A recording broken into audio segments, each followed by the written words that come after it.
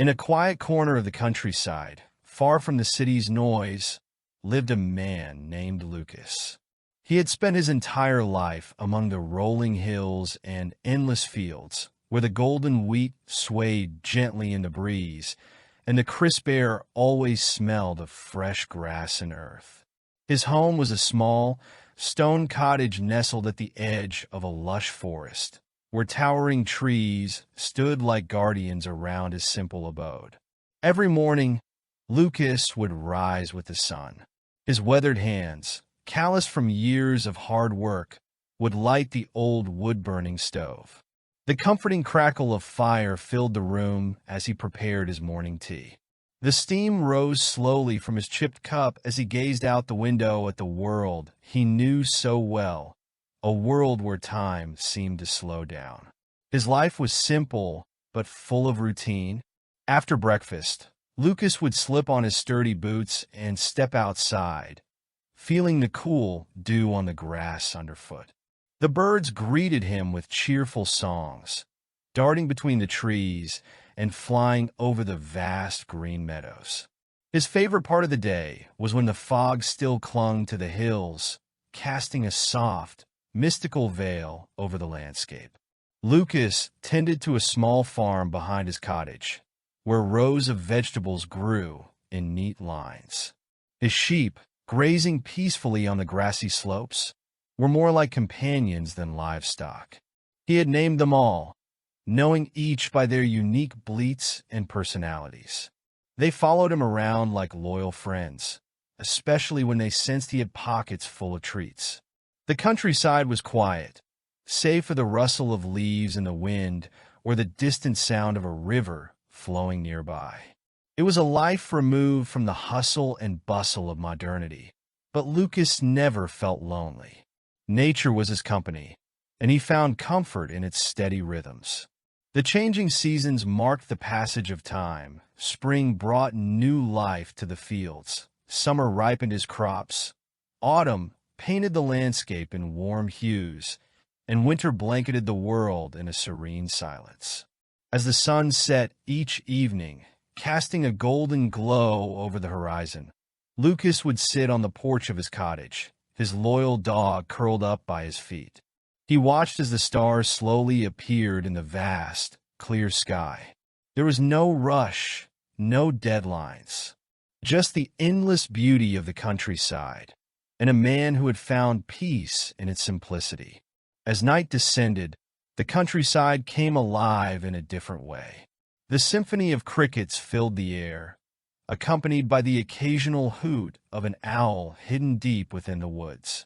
Lucas, wrapped in a thick woolen sweater, sat quietly on his porch, listening to these familiar sounds. His dog, a scruffy border collie named Max, rested his head on Lucas' knee, his tail thumping lazily every now and then. The stars, unburdened by the city's light pollution, spread across the sky in a glittering blanket, more vivid than any painting. Lucas often found himself gazing at them, tracing constellations he had learned as a boy from his grandfather, who had also lived on this land. To Lucas, these stars were old friends, always watching over him, reminding him of his connection to the generations that had come before. The countryside wasn't just a place of work and routine, it was filled with memories. He remembered running through these fields as a child, chasing after butterflies and getting lost in the sea of tall grass. His grandmother would call him in for dinner, her voice carrying across the valley like a bell. The smell of her fresh bread, always accompanied by the butter she churned herself, would linger in the house long after they had finished eating.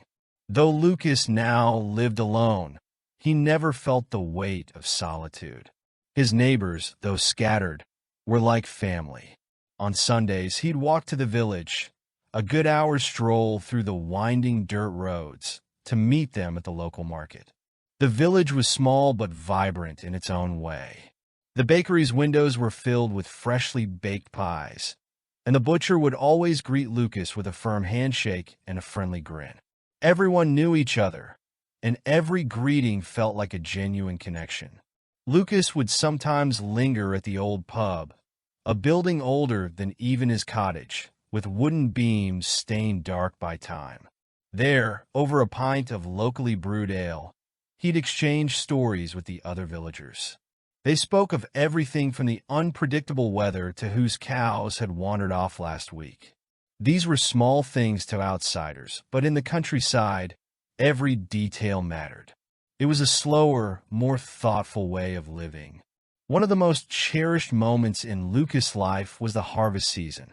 The entire village would come together, their hands busy with work, their faces covered in the sweat of honest labor. The fields would turn a deep amber, and the air was filled with the sweet, earthy scent of ripe crops. It was a time of celebration, and Lucas loved the feeling of community that came with it. At the end of the day, everyone would gather for a grand feast.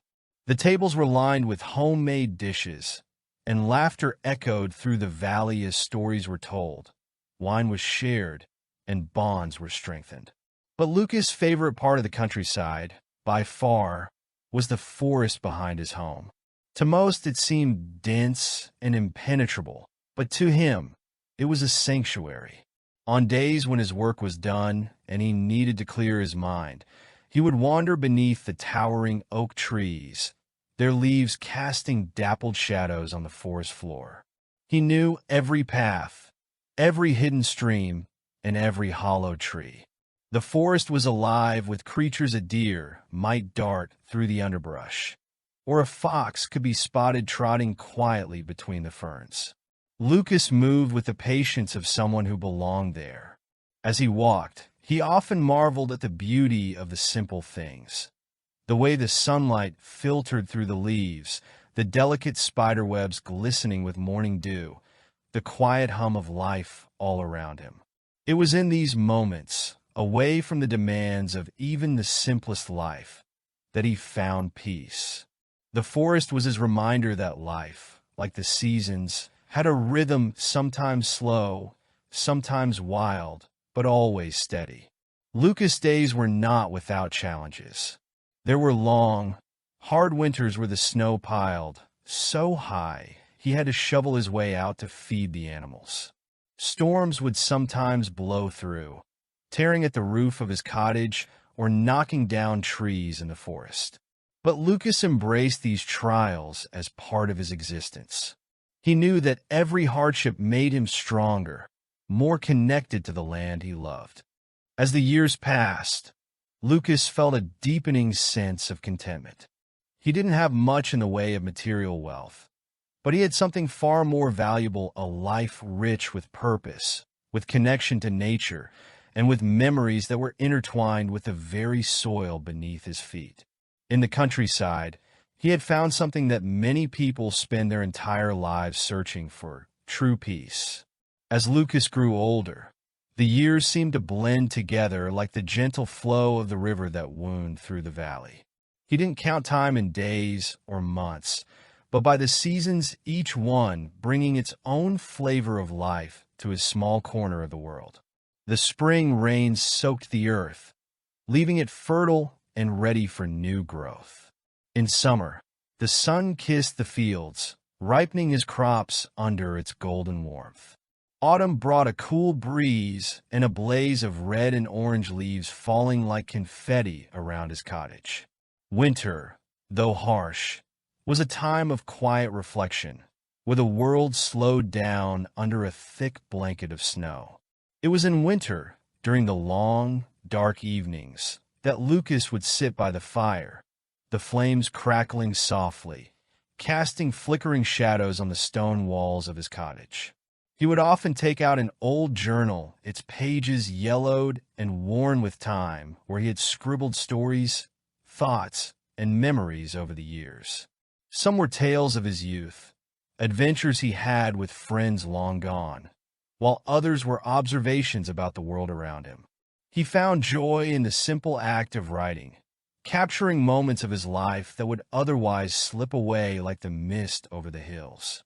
Max, his faithful dog, always curled up at his feet, sensing the peacefulness in those moments. Sometimes, Lucas would read aloud to him, even though he knew Max couldn't understand the words. But there was comfort in the rhythm of his voice, the way the sound filled the silence of the cottage. Winter also brought the community closer. With the roads often snowed in, Lucas and the other villagers relied on each other more than ever. On cold, moonlit nights, he would see lanterns flickering in the distance as neighbors came to check in on one another, making sure no one was left isolated during the harsh months.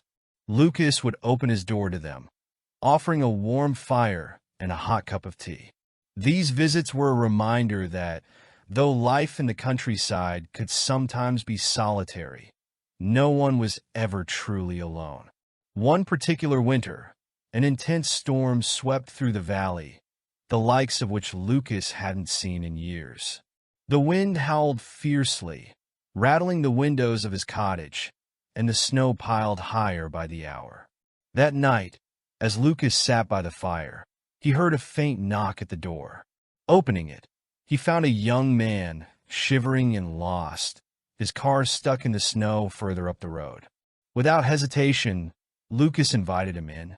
The man's name was Oliver, a city dweller who had never experienced the raw power of the countryside in winter.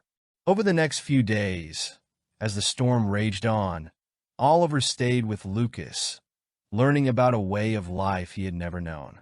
He helped with the chores, feeding the animals, chopping wood, even learning to bake bread in the old stone oven. In exchange, Oliver shared stories of the bustling city life, of technology and modern conveniences that Lucas had only heard about in passing.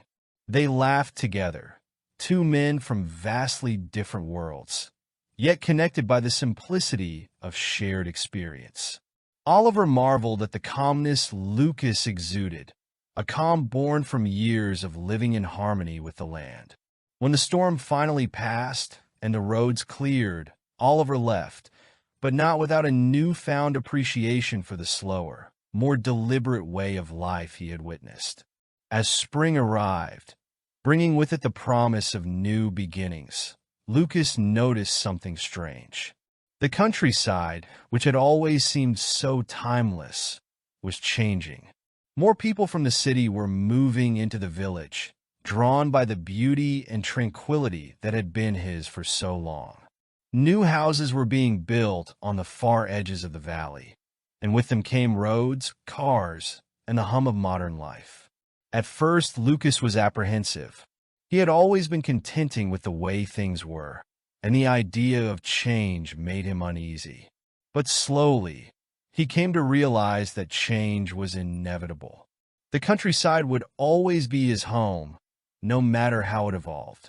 And perhaps these new arrivals, like Oliver, could learn something from the land, the patience, the resilience, the quiet strength that had shaped him into the man he was.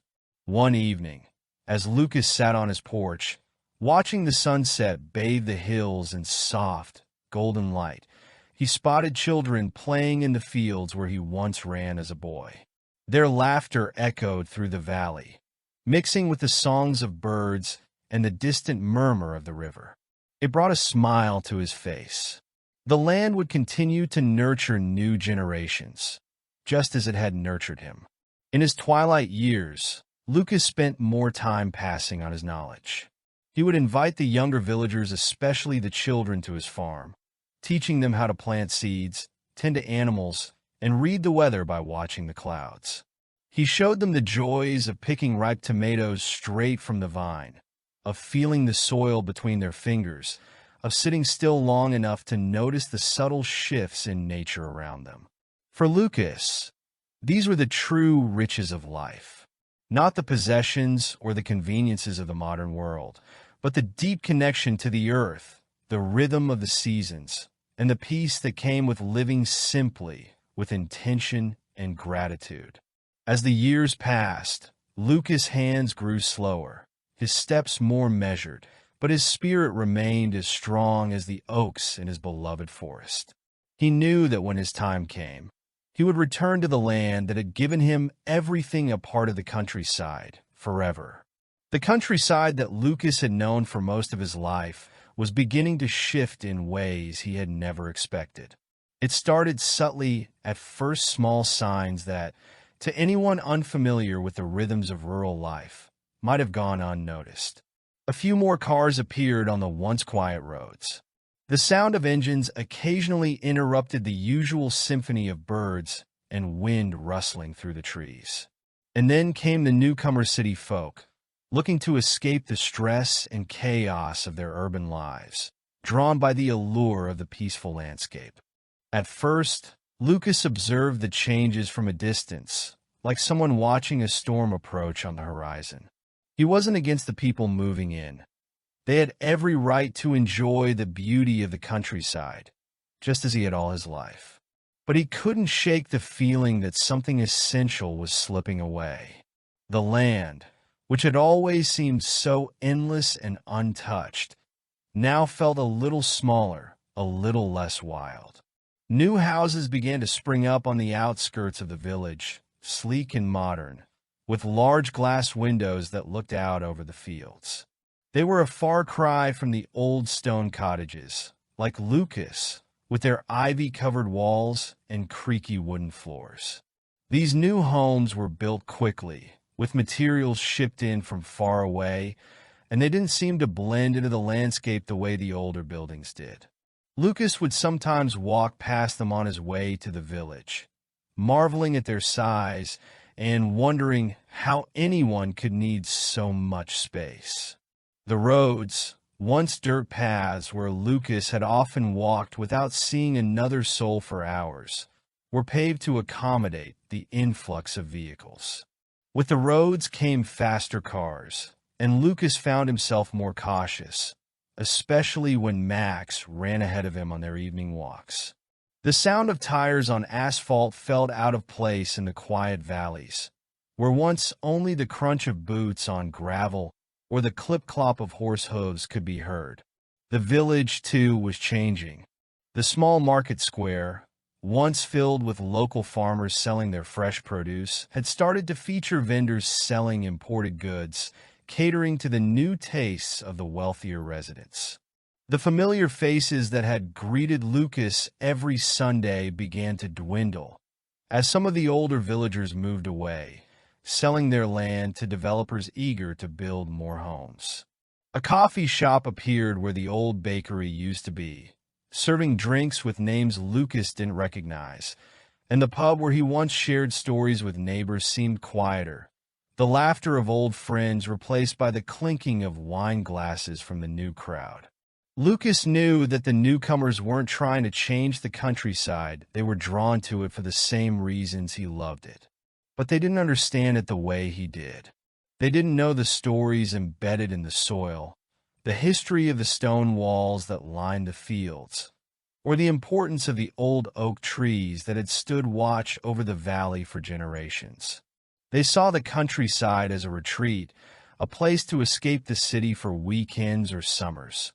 But for Lucas, it was a living, breathing part of him, inseparable from his identity. One summer, Lucas noticed the fields that used to grow wild with wheat and barley were being sold off, one by one, to developers. Where there had once been golden seas of crops swaying in the breeze, there were now rows of identical houses, their neat lawns contrasting sharply with the untamed beauty of the land around them. It saddened Lucas, watching the land he had farmed for so many years slowly vanish under concrete and bricks.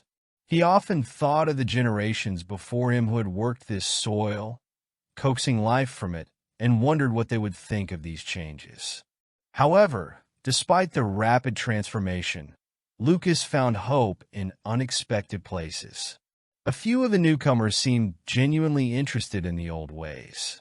He met families who wanted to learn about the traditions of the countryside, to grow their own vegetables, or to raise chickens in their backyards. They sought him out, eager to hear his stories of how things used to be, and he found himself teaching them skills he had learned from his own parents and grandparents. One young couple, Ethan and Clara, had moved into one of the new houses just down the road. Unlike many of the others, They weren't just there for the weekend, they had left the city for good, looking for a simpler, more connected way of life. They visited Lucas often, asking him to teach them how to tend a garden or repair an old stone wall. Over time, Lucas came to see them not as intruders, but as caretakers of the new countryside. They were respectful of the land, eager to learn, and determined to preserve the essence of the place they had fallen in love with. Together, Lucas and his new neighbors began to bridge the gap between the old and the new.